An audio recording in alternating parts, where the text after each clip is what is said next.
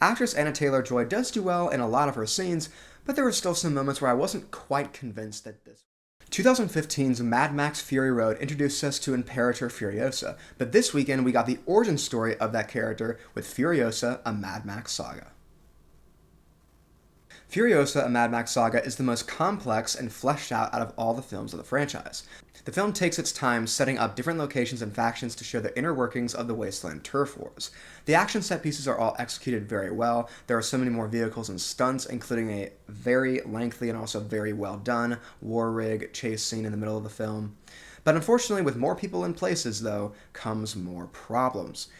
There are some sections of the movie that took too long, like the film's first two sections, and also there were some other sections that were too short, like with the 40-day wasteland war not even lasting 40 seconds.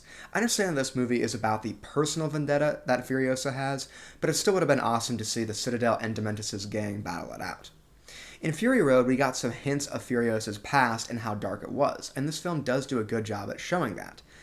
Furiosa has all she knows and loves taken from her in some pretty brutal ways in her childhood and even into her adulthood. Actress Anna Taylor-Joy does do well in a lot of her scenes, but there were still some moments where I wasn't quite convinced that this was Furiosa. Now, this could be because we saw actress Charlize Theron play the character in a much older version of the character in Fury Road, and, Theron, I think, was more convincing as the type of character that Furiosa is supposed to be, but I still thought I'd mention it. Furiosa's partner during the middle of the film, Praetorian Jack, is perhaps my favorite character. Compared to his crew, he is calm, calculated, and isn't insane.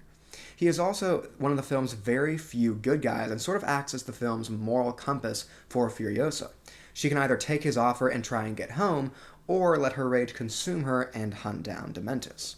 Considering this, the scene where Jack does get killed is especially heartbreaking.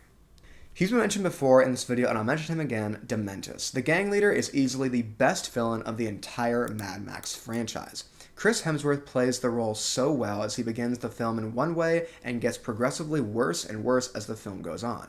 The character is a very good showcase as to how the wasteland can make one more and more savage, brutal, and evil.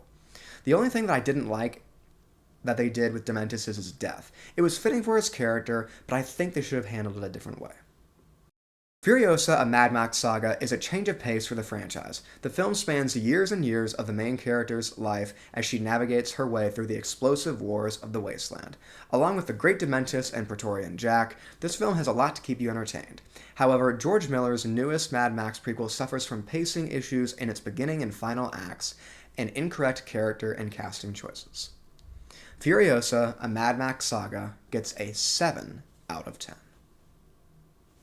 Hello everyone, welcome back to Movies with Michael, and if you enjoyed this movie review, you can show up by leaving a like on this video and commenting down below what you think about this movie. Do you love it, do you hate it, or is it right there in between? And please remember to subscribe to this channel and click the notification icon to be notified about my latest videos. And don't forget that this channel now has its own Instagram account, so you can follow me over on Instagram by clicking the link in the description below.